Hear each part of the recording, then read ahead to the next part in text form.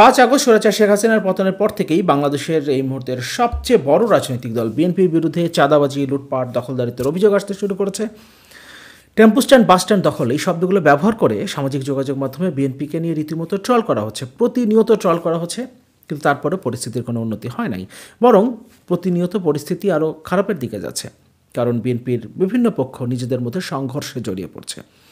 বিএনপির হাইকমান্ড বারবার বলার চেষ্টা করেছে তারা তৃণমূলকে নিয়ন্ত্রণের চেষ্টা করছে, কিন্তু তারা বেশিরভাগ ক্ষেত্রে ব্যর্থ হচ্ছে। তারা নানান উদ্যোগ গ্রহণ করেছে, কাউকে কাউকে তারা বহিষ্কার করেছে, কাউকে কাউকে শোকজ করেছে, কোথাও কোথাও কমিটি ভেঙে দিয়েছে, কিন্তু তারপরেও তৃণমূলকে নিয়ন্ত্রণ করা যাচ্ছে না। 6 মাস পার হয়ে যাবার পরও বিএনপির হাইকমান্ড তৃণমূলকে নিয়ন্ত্রণ করতে পারছে না।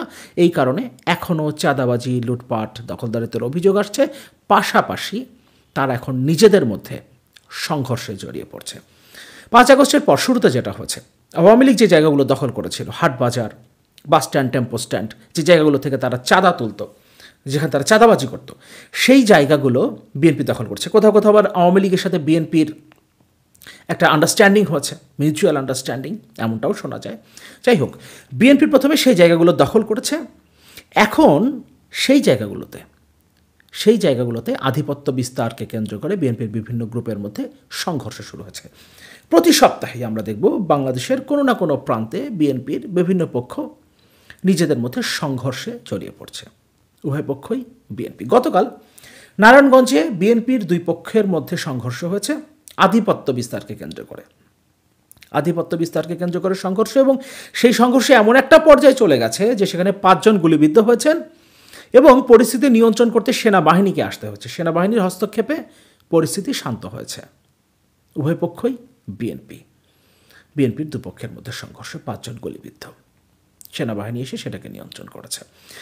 ব্রাহ্মণবাড়িয়াতে বিএনপির এক পক্ষ জুতা মিছিল করেছে আরেক পক্ষের বিরুদ্ধে, এবং তারা ঘোষণা দিয়েছে যে কোনো মূল্যে জেলা সম্মেলন তারা হতে দেবেন না, যে কোনো মূল্যে তারা জেলা সম্মেলন ঠেকিয়ে দেবেন। কার বিরুদ্ধে তারা মিছিলটা করেছে? বিএনপির বিরুদ্ধে। কারা করছে? বিএনপির আর একটা অংশ। নিজেদের মধ্যেই তারা সংঘর্ষে জড়িয়ে পড়ছে, এবং এটা শুধুমাত্র দুটো ঘটনা। গতকাল এমন ঘটনা প্রায় প্রতি সপ্তাহেই ঘটছে দেশের বিভিন্ন প্রান্তে। বিএনপির বিভিন্ন গ্রুপ তাদের নিজেদের মধ্যে সংঘর্ষে জড়িয়ে পড়ছে, এবং অধিকাংশ ক্ষেত্রেই আধিপত্য বিস্তারকে কেন্দ্র করে। গতকাল বিএনপির সিনিয়র যুগ্ম মহাসচিব রুহুল কবির রিজভী একটা অনুষ্ঠানে প্রশ্ন উত্থাপন করেছেন। বর্তমানে ডক্টর মোহাম্মদ ইউনূসের নেতৃত্বে যে অন্তর্বর্তীকালীন সরকার দায়িত্ব পালন করছে তারা জামায়াত সমর্থিত কিনা, এটা তিনি প্রশ্ন করেছেন। অথচ বিএনপির মহাসচিব মির্জা ফখরুল ইসলাম আলমগীর 5 আগস্টের পর থেকে, বা এই সরকারটা যখন গঠিত হলো তারপর থেকে দফায় দফায় বলেছেন ডক্টর মোহাম্মদ ইউনূসের নেতৃত্বে গঠিত এই অন্তর্বর্তীকালীন সরকার আমাদের সরকার। তিনি এভাবে বলেছেন, এই সরকার আমাদের সরকার। রাষ্ট্রের একটা বিশেষ ট্রানজিশনের সময়, বিশেষ গুরুত্বপূর্ণ একটা সময়ে আমরা সবাই মিলে, অংশীজনরা সবাই মিলে এই সরকারকে আমরা দায়িত্বে বসিয়েছি, তারা দায়িত্ব পালন করবেন, এই সরকার আমাদের সরকার। এই কথা দফায় দফায় বিএনপির মহাসচিব মির্জা ফখরুল ইসলাম আলমগীর বলেছেন। এখন হঠাৎ করে গতকাল বিএনপির সিনিয়র যুগ্ম মহাসচিব রুহুল কবির রিজভী প্রশ্ন উত্থাপন করলেন এই সরকার জামায়াত সমর্থিত কিনা। এখানে তিনি যুক্তি উপস্থাপন করেছেন, বর্তমান অন্তর্বর্তীকালীন সরকার বাংলাদেশের সকল শিক্ষা প্রতিষ্ঠানকে জামায়াতিকরণ করেছে, অর্থাৎ শিক্ষা প্রতিষ্ঠানের সর্বোচ্চ পদে জামায়াত সমর্থিত লোকদেরকে বসানো হয়েছে। এটা দাবি করেছেন রুহুল কবির রিজভী। 5 আগস্টের পর থেকে দেশের শিক্ষা প্রতিষ্ঠান থেকে শুরু করে সরকারি, বেসরকারি, স্বায়ত্তশাসিত বিভিন্ন প্রতিষ্ঠানের শীর্ষ পদে পরিবর্তন হয়েছে, এবং আমরা জানি সেখানে কোথাও কোথাও বিএনপি সমর্থিত, কোথাও জামাত সমর্থিত, কোথাও বৈষম্য বিরোধী ছাত্র আন্দোলন, জাতীয় নাগরিক কমিটি বা ছাত্রদের যে অংশ, জাতীয় নাগরিক কমিটি বা বৈষম্য বিরোধী ছাত্র আন্দোলন সহ যে অংশটা সরকারের মধ্যে আছে ছাত্রদের, তাদের সমর্থিত কেউ কেউ এই জায়গাগুলোতে বসেছেন। আরও কোনো কোনো দলের নাম শোনা যায়, তাদের সমর্থিত 2-1 জন এই জায়গাগুলোতে বসেছেন। রুহুল কবির রিজভী দাবি করেছেন শিক্ষা প্রতিষ্ঠানগুলোর শীর্ষ পদে বসেছেন জামাত সমর্থিত ব্যক্তিরা। এখন প্রশ্ন হলো, বিএনপি এত বড় একটা রাজনৈতিক দল, অনেক বড়, বাংলাদেশের এই মুহূর্তে সবচেয়ে বড় রাজনৈতিক দল, তারা চাইলেই তো ওই জায়গাগুলো দখল করতে পারত। দখলই বলছি, কারণ রুহুল কবির রিজভী সেভাবে এটাকে উত্থাপন করেছেন। এই কারণে বলছি, সেই জায়গাগুলোতে তো বিএনপি সমর্থিত ব্যক্তিরা থাকতে পারতেন। বাস স্ট্যান্ড, টেম্পো স্ট্যান্ড দখল যারা করছেন তাদেরকে ওন না করে, তাদেরকে ডিজোন করে দিয়ে এই জায়গাগুলোতে আসলে এমফাসাইজ করা উচিত ছিল সম্ভবত বিএনপির। এখন আক্ষেপ করে তো লাভ নাই, কারণ শিক্ষা প্রতিষ্ঠানগুলো যদি সত্যি সত্যি জামায়াতিকরণ হয়ে থাকে তাহলে ভবিষ্যতে এটা জামাতকে ভবিষ্যতে রিটার্ন দেবে, কিন্তু বিএনপিকে তো দেবে না ওই বাস স্ট্যান্ড, টেম্পো স্ট্যান্ড, বরং এটা তাদেরকে আরও ডোবাবে। এই মুহূর্তে বাংলাদেশে যদি একটা নির্বাচন হয় তাহলে আপনি যে কাউকে প্রশ্ন করলে হয়তো তিনি বলবেন বিএনপি ক্ষমতায় আসবে। ফলে আগামীর বাংলাদেশ কি হবে? 5 আগস্ট স্বৈরাচার শেখ হাসিনার পতনের পর কিংবা জুলাই অভ্যুত্থানের, এত বড় একটা অভ্যুত্থানের পর বাংলাদেশের গণতান্ত্রিক রূপান্তর হবে কিনা, বাংলাদেশের সংস্কার হবে কিনা, নতুন বাংলাদেশ আমরা দেখতে পাবো কিনা, সেটা নির্ভর করছে বলে দেয়া যায় বিএনপির ওপরে।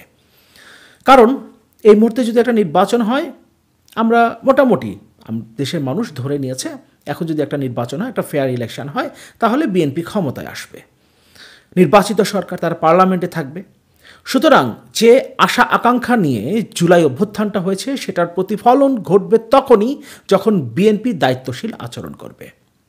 কিন্তু আমরা বিএনপিকে এখন যেভাবে দেখছি, বিএনপির তৃণমূলকে আমরা যেভাবে দেখছি, বিশেষ করে শুধুমাত্র তৃণমূল বললে ভুল হবে, জেলা পর্যায়ে, থানা পর্যায়ে, উপজেলা পর্যায়ে নেতারা আছেন বিএনপির, যারা নেতা বলে পরিচিত, যারা স্বীকৃত নেতৃত্ব বিভিন্ন জায়গায়, তারাও তো এই বিষয়গুলোর সাথে জড়িয়ে পড়ছেন।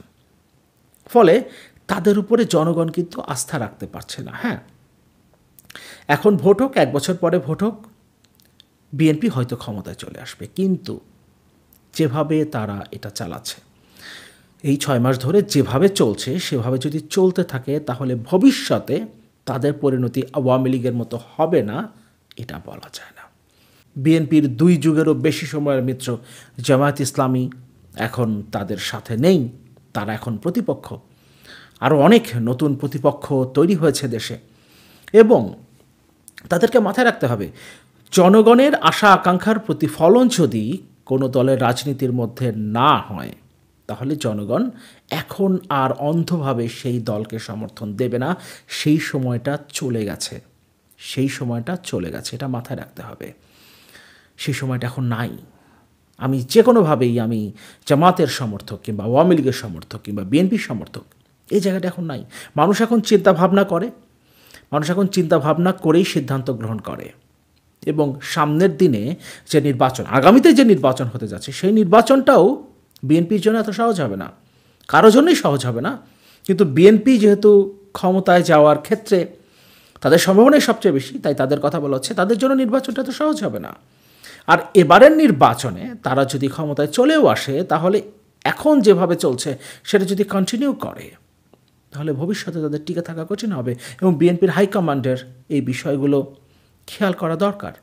এবং যদি তারা সেখানে ব্যর্থ হন তাহলে জনগণের কাছে ক্ষমা চাওয়া উচিত, এবং জনগণও তখন তাদের দিক থেকে নিশ্চিতভাবেই মুখ ফিরিয়ে নেবে। কারণ আবার নতুন করে কোনো আওয়ামী ফ্যাসিস্টের জন্ম এই দেশে হোক, সেটা দেশের জনগণ মেনে নেবে না। আমরা যারা গণতন্ত্রের পক্ষে লড়াই করেছি, গণতন্ত্র প্রতিষ্ঠার জন্য, জনগণের অধিকার প্রতিষ্ঠার জন্য আওয়াজ তুলেছি, রাজপথে লড়াই করেছি, আমরা কোনো ফ্যাসিস্টের নতুন করে জন্ম হোক সেটা কোনোভাবেই মেনে নেব না।